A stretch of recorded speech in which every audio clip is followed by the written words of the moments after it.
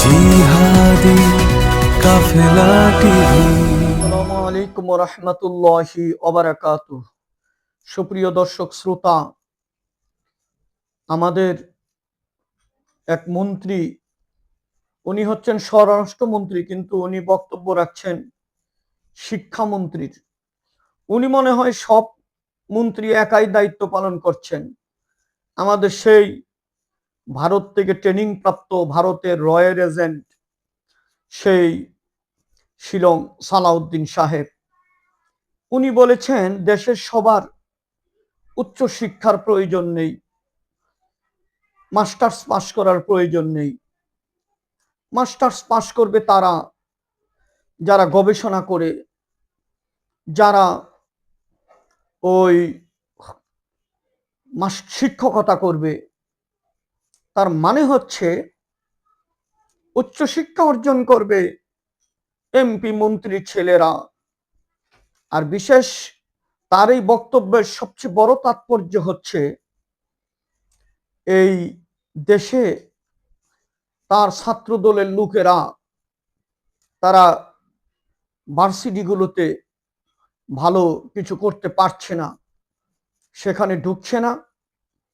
তাই এদেশের আপামর জনতা, গ্রামের খেটে খাওয়ার সন্তান যাতে ভার্সিটিতে যেতে না পারে, উচ্চশিক্ষা অর্জন করতে না পারে, এজন্য সাধারণ মানুষকে অনুৎসাহিত করে তাদের দলের লোক যদি কিছু বাড়ানো যায়, ভার্সিটির সাধারণ মানুষের চাপ যাতে কমানো যায়। এই যে পরিস্থিতি, এক বিষয়ক মন্ত্রী আরেক বিষয়ে কথা বলে এই দেশটা কি শুরু হয়ে গেল? এ দেশ তো সেই হাসিনার ফটোকপি। আওয়ামী লীগের মন্ত্রীরা এইভাবে কথা বলতো, এখন বিএনপির এই মন্ত্রীরা এইভাবে বাটপারি কথাবার্তা বলছে।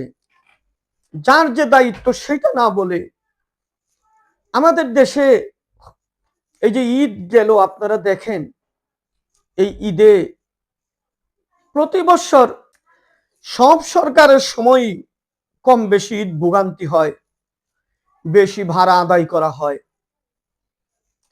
সবাই বলে আমরা কঠোর ব্যবস্থা নিচ্ছি, এর আগের মন্ত্রীরা বলছে।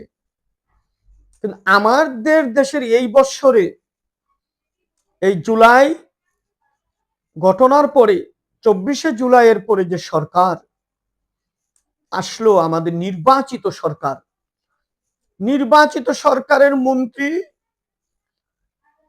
উনি বলতেছেন, যোগাযোগ মন্ত্রী বলতেছেন যে কোথাও ভাড়া 1 টাকা বেশি নেওয়া হয় নাই, আরো আগে যা ছিল তার চেয়ে কম নেওয়া হচ্ছে।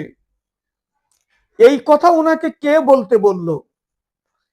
এত বড় বাটপার একটা মন্ত্রী কেন হবে? এই দেশে কোনোদিনও ঈদ পরবে ভাড়া কম নেওয়া হয় না, সবসময় বেশি নেওয়া হয়। এই বছর একটু আরো বেশি নেওয়া হচ্ছে, যা ভাড়া তার চেয়ে ডাবল নেওয়া হচ্ছে। আর এই মন্ত্রী এই গাড়ির মালিকদের পক্ষে সামসাগিরি করার জন্য কেন এই কথা বলতে হইল যে ভাড়া আগের চেয়ে কম নেওয়া হচ্ছে? প্রতিটা মানুষ যারা ঈদ যাত্রা করেছে সবাই বলতেছে ডাবল, তার চেয়ে বেশি। আর এই মন্ত্রী এককভাবে একটা ব্যক্তি বাংলাদেশে বলল যে না, আগের চেয়ে কম নেওয়া হচ্ছে। এই সমস্ত বাটপাররা কি শিখলো? শেখ হাসিনা তার মন্ত্রী এমপি সহ পালিয়ে যাওয়ার পরে এরা কি শিখলো? এরা কি তাহলে সামান্য কিছুদিনের জন্য ক্ষমতায় আসছে? এরা কি নিজেরা বুঝে ফেলেছে যে আমরা তো 5 বছর পুরা করতে পারবো না, যা খাওয়া দরকার, যা পাওয়া দরকার সবকিছু অর্জন করে দ্রুত আমরা কেটে পড়বো? এই চিন্তা করে কি আপনারা এসেছেন? শিলং মন্ত্রী, শিলং সালাউদ্দিন সাহেব যে কথাটা বললেন আজকে, যে উচ্চ শিক্ষা সবার প্রয়োজন নাই, আরে এটা তো পৃথিবীর ইতিহাসে কোনো মন্ত্রী, কোনো ক্ষমতাধর ব্যক্তি বলছে এটা আমার জানা নাই। ওনাকে তো নোবেল দেওয়া দরকার। আর এই কাজ তো উনার না, উনি সেই এহসানুল হক মিলন সাহেবের কাজ উনি করে দিচ্ছেন। মিলন সাহেব তো উনাকে ধন্যবাদ দিলেন না এখনো, আমি সেটা কি ভেবে পাচ্ছি না কেন দিলেন না। এই দেশে এই বিএনপির লোকেরা এই নোংরামি শুরু করেছে। ডাক্তার শফিকুর রহমান সাহেব ঈদের সম্বর্ধনায় বিদেশি কূটনীতিবিদরা তার বাসভবনে, সরকারি বাসভবনে যেইভাবে আসছেন, উৎফুল্ল কূটনীতিবিদেরা, এর আগে কোনো বিরোধী দলের নেতাকে এইভাবে শত শত কূটনীতিবিদ আইসা, বিদেশি আইসা এইভাবে ভিড় করে সবাই আনন্দের সাথে আসে, এটা এর আগে দেখা যায় নাই। তার মানে হচ্ছে বিশ্ব পেয়েছে এক স্বচ্ছ বিরোধী দল, গোটা বিশ্ব খুশি, আনন্দিত।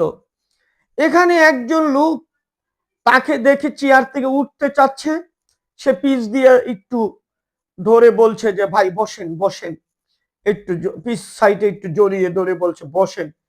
এটাকে নিয়ে বিএনপির এই সমস্ত নোংরা লোকেরা যেইভাবে কথা বলেছে, যেইভাবে নোংরা কথা বলেছে, এটা কি জাতির জন্য একটা লজ্জাজনক? এটা কি জাতি? আমি আজ এখানে ঘোষণা দিতে চাই, যারা আমিরে জামাত ডাক্তার শফিকুর রহমান সাহেবের এই বিদেশি কূটনীতির সাথে এই জড়ানোকে যারা খারাপ মন্তব্য করেছেন, বাজেভাবে উপস্থাপন করেছেন, এইগুলো সব জারজ সন্তান।